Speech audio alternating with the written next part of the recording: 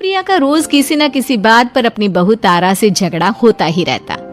दोनों स्वभाव से जिद्दी और अड़ियल थे। दोनों में से कोई भी एक दूसरे के आगे झुकना नहीं चाहता था। फिर एक दिन, तारा कहाँ मर गई थी तू अभी तक? सुबह से शाम हो गई, घर में इतना काम पड़ा है, ये सब छोड़कर कहाँ मौज मस्ती करने गई थी?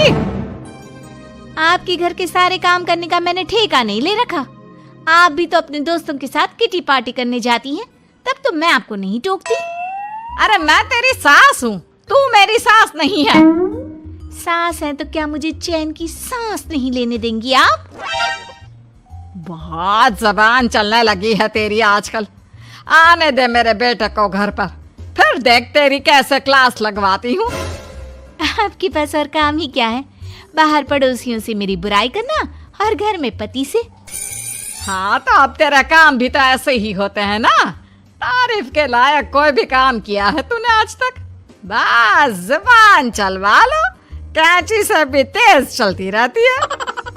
सिर्फ जुबान ही नहीं, हाथ पैर भी चलते हैं, जिनकी वजह से आपको घर में इतनी सफाई देखने को मिलती है, वरना आपको तो अपनी किटी पार्टियों से फुर्सत नहीं मिलती। तो कहना क्या चाहती है? घर का क्या सारा काम तू खुद अकेले करती है? तो और क्या नौकरानी करती है? इसी तरह तारा और सुप्रिया में आए दिन लड़ाई होती। दोनों के दिन की शुरुआत ही एक दूसरे से लड़कर शुरू होती और लड़कर ही खत्म होती, मानो ये अब उनकी दिनचर्या का हिस्सा बन चुकी हो। शाम को तारा का पति वैभव घर आता है। वैभव को देखते ही उसकी माँ सुप्रिया उसके पास आती है और कहती है, बेटा वैभव, अच्छा हुआ जो तू आज जल्दी घर आ गया। देखना तेरी बीवी सुबह से मुझसे लड़ी जा रही है। माँ की बातें सुनकर वैभव तारा को जोर जोर से आवाजें देने लगता है। क्या हुआ जी, इतना चीख क्यों रहे हो? तारा, तुमने आज फिर माँ से लड़ाई की? अरे लड़ाई मैंने नहीं की, शुरुआत पहले इन्होंने की थी। समझा दीजिए अपनी माँ को। मुझे कहीं भी आते जाते टाइम टोके नहीं, वरना मैं अपना सामान बांधकर मायके चली जाऊंगी। इतना कहकर तारा वहां से चली जाती है। ये सब क्या चल रहा है माँ?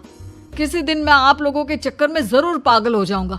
आप लोग कभी प्यार से क्यों नहीं रहते? अरे वो हमेशा मेरी बातों का उल्टा जवाब देती है बेटा। अब तू ही बता मैं क्या करूं? तो आप उसे ताने मारती ही क्यों है माँ? वाह बेटा वाह, तुझे मेरे ताने दिखते हैं, उसका बात करने का तरीका नहीं दिखता। देखा नहीं वो किस तरह से बात करती है मुझसे। मुझे माफ कीजिए माँ, मुझे आप दोनों के बीच में पड़ना ही नहीं है। आप दोनों ही एक जैसे हो। इतना कहकर वैभव वहां से चला जाता है। वैभव के जाने के बाद सुप्रिया सोच में पड़ जाती है।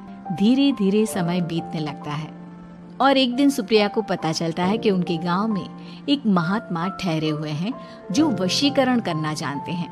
तो सुप्रिया भागते हुए उन बाबा का पता ढूंढने निकल पड़ती है। इस बात की खबर जैसे ही तारा को चलती है, वो भी उस बाबा की खोज में निकल पड़ती है। अगले दिन सुबह, आज तारा और सुप्रिया दोनों ही बहुत अच्छे मूड में होती है।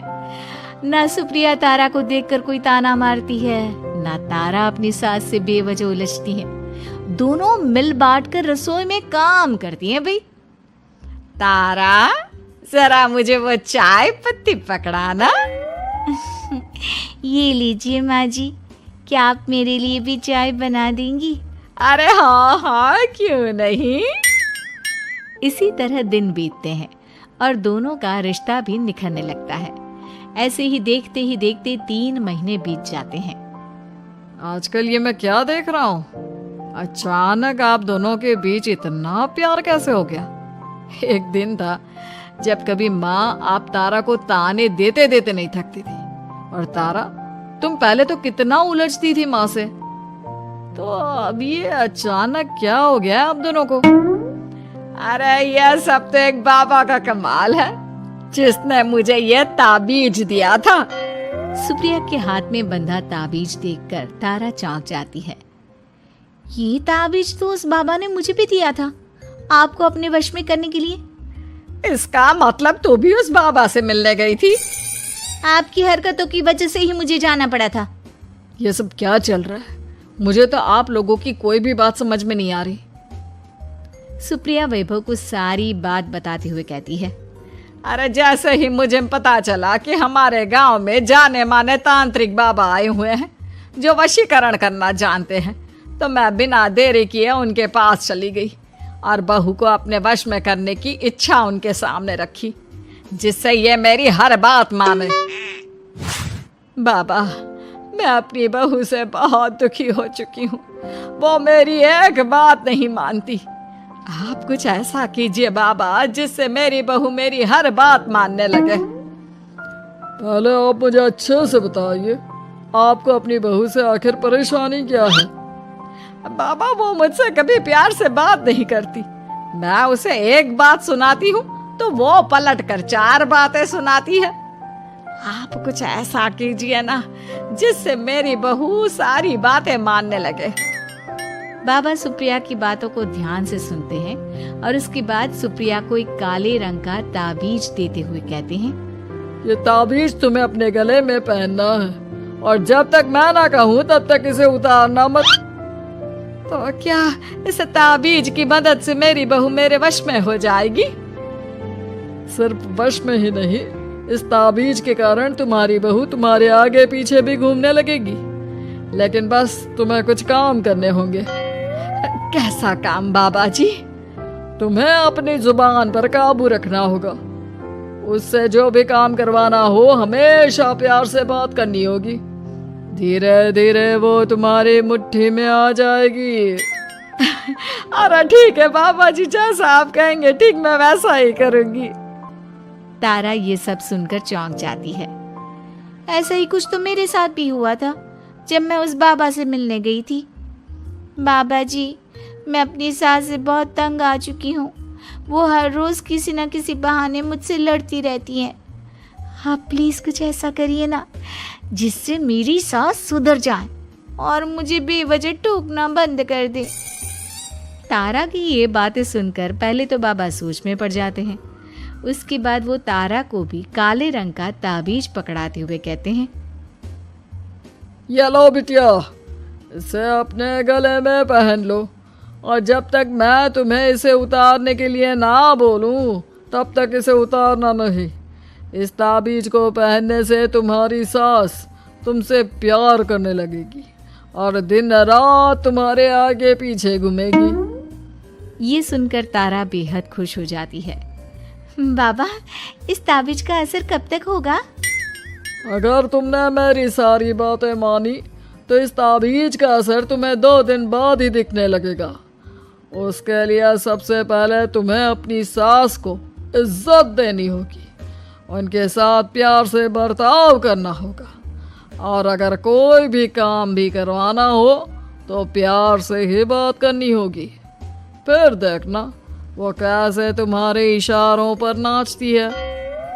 ठीक है बाबा जी, जैसा आपने कहा है मैं ठीक वैसे ही करूंगी। इसका मतलब उस बाबा ने हम दोनों को एक जैसे ताबीज देकर पागल बना दिया। जरूर कोई ढोंगी बाबा होगा। इतने में ही बाबा भी उनके घर पहुंच जाते हैं और मुस्कुराते हुए उनकी ओर आते हैं और उनसे उनके हालचाल पूछते हुए कहते हैं, ताबीज का असर हुआ या नहीं? बाबा जी, आपने हमें एक ही जैसा ताबीज देकर पागल बनाया है। ऐसा कैसे?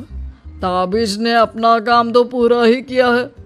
आप दोनों को देखकर लगता तो नहीं कि अब भी आप लोगों के बीच कोई खटपट है। खटपट तो नहीं है बाबा जी, अब तो मेरी बहू मेरी हर छोटी बड़ी ज़रूरतों का ख्याल रखती है, मेरी सेवा करती है।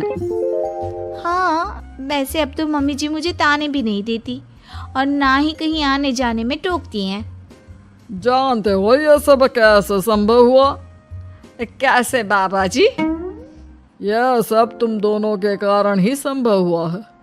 मैंने जो ताबीज दिया था वो सिर्फ एक धागा ही था।